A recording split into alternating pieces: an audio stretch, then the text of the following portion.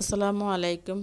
আশা করি সবাই ভালো আছেন। আলহামদুলিল্লাহ, আমি আপনাদের মাঝে নতুন একটা ভিডিও নিয়ে হাজির হলাম। আমার ভিডিওটি কে তা সম্পূর্ণ দেখতে থাকুন, পুরো ভিডিও জুড়ে আমার সঙ্গে থাকুন। আমার ছোট মেয়ে রুফাইদা, ও খুব অসুস্থ, খুব অসুস্থ। ওর জন্য সবাই দোয়া করবে। আমার ছেলে অসুস্থ গেছে কিছুদিন আগে। ছেলে একটু সুস্থ হয়েছে, মানে ছেলে তো বোর্ডিংয়ে থাকে। তো বোর্ডিংয়ে থাকে মানে অন্য অন্য ছেলেদের এই অসুস্থতা হয়েছে, পক্সটা উঠছে রে গায়ে। তো আমার ছেলের গায়ে উঠছে। এরপরে ছেলেকে তো বোর্ডিং থেকে নিয়ে আসছে, সবাই দেখছেন। আসার পরে ভাইয়ের কাছে বোনে সবসময় থাকতো, থাকতে থাকতে আমার ছেলে একটু আলাদা দিলে সুস্থ হয়েছে। এখন আমার মেয়েটা শুরু হয়েছে। সবাই আমার মেয়েটার জন্য দোয়া করবেন। আজকে 3 দিন হয় ও খুব অসুস্থ। দেখেন আমার যে মেয়ে সারাদিন দৌড়াদৌড়ি, খুব দুষ্টামি, খুব হাসি ঠাট্টার মধ্যে দিন যাইতো। এখন আজকে 3 দিন আমার মেয়েটা খুবই অসুস্থ। না আসে হাসা, না আসে কোনো কথা, সারাদিন শুধু এক কান্না।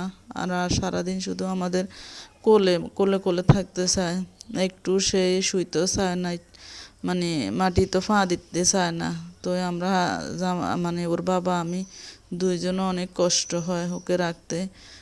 আর আমার মেয়ে দিনে কোনো দিন এক ফোঁটা ঘুমো যায় না, কিন্তু শরীর এত ক্লান্ত, জ্বর, খুব জ্বর, মানে প্রতি রাত্রের এমন জ্বর উঠে, দাফা কাফা জ্বর উঠে।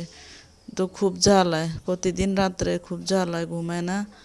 আর দিনে এখন একটু অনেক কষ্ট করে একটু ঘুম পাড়াইছি। দেখেন পুরোটা শরীর তার ফুটে গেছে, মানে খুবই অসুস্থ।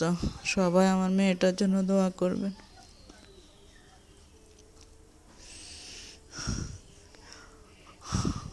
আমার মেয়েটার জন্য সবাই দোয়া করবেন, খুবই অসুস্থ। একটু কিছু খাইতেও চায় না, খাওয়া নিয়েও খুব কষ্ট হয়, ও খাওয়া খাইতে চায় না। এমনিতে আগেও খাওয়া নিয়ে খুব জ্বালা যন্ত্রণা দিত, এখন তো আরও অসুস্থ। ও এখন আরও কোনো কিছুই খাইতে চায় না। ডাক্তাররা বলছে ওকে বেশি করে করলা খাওয়ার জন্য, কিন্তু আমার মেয়ে তো তিতা একদম পছন্দই করে না। আমি এক এক ফোঁটাও খাওয়াইতে পারি না।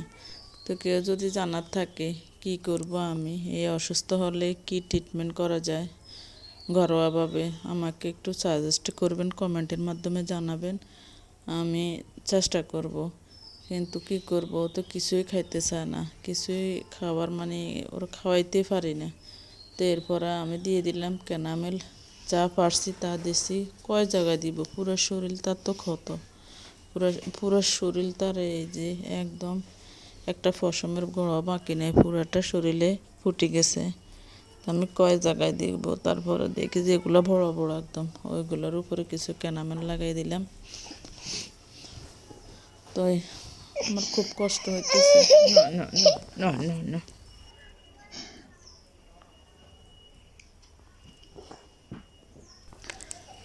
তো সবাই আমার মেয়েটার জন্য দোয়া করবেন। আর কি সাজেস্ট করা লাগবে তা একটু বলবেন। আমি মেয়ের জন্য কোনো কাজকর্ম কিছু করতে পারি না, সামান্য সামান্য একটু লাগাই দিচ্ছি। ও ঘুমে, জাগ না থাকলে দিতে পারি না। ও চুলকায়, শুধু চুলকায়। ডাক্তারে তো ওষুধ দিয়েছে চুলকানোর জন্য, এরপরও চুলকায়। আর ছোট মানুষ তো, ও আসলে যখন ও জন্মগ্রহণ করছে তখন আমি অসুস্থ ছিলাম না, ডেলিভারি হওয়ার পর আমি অসুস্থ হয়েছি। এরপর ও আমার মানে ও মায়ের দুধ খেতে পারে নাই, ওকে আগলা খাওয়ায় আমি বড় করেছি। এজন্য যদি কোনো অসুস্থ হয় ও তাড়াতাড়ি এফেক্ট হয়ে পড়ে।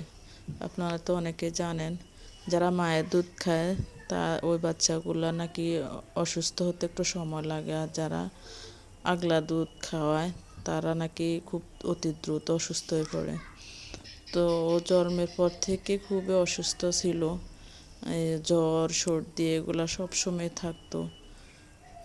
এখনও কোনো অসুস্থ হইলে কোনো জায়গায় ওরা আগে এফেক্ট করে। জানি না, আল্লাহ পরীক্ষা করে এগুলো আমাকে দিই। তারপর আলহামদুলিল্লাহ, শুকর আল্লাহর দরবারে।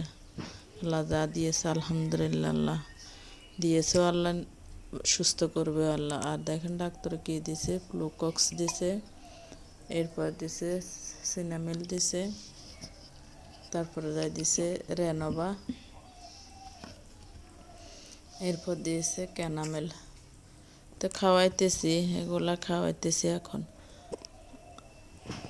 এই অসুস্থতার ওষুধে নাকি এইগুলা, তো এগুলা খাওয়াইতেছি। তো সবাই আমার মেয়ের জন্য দোয়া করবেন, ও যেন অতি দ্রুত সুস্থ হয়ে যায়। আর একটু ও অসুস্থ হলে অনেক জ্বালায় আমাকে। এরপরে দেখেন রাত্রে এর আব্বু আনারস নিয়ে আসছে, কে বলছে নাকি এটা হলে নাকি আনারস খাওয়ায়। জানি না কতটুকু সত্য, আমি জানি না, কিন্তু বলছে কে এর বাবা নিয়ে আসছে। তো আনারসটাও প্রথমে দেখি একদম দৌড়াই আসি মুখে নিছে। এরপর আনারসের যে চোখগুলো আছে ওটা এর জিহ্বাতে একটু লাগছে, আর সে মুখে দেয় নাই, সব ফালাই দিছে কামড়ায়। প্রথমে একটু নিচে মুখে, এরপরে আনারসের চোখটা ওর জিহ্বাতে লাগার পরে ও আর নেয় নাই। তো সব আমার মেয়ের জন্য দোয়া করবেন।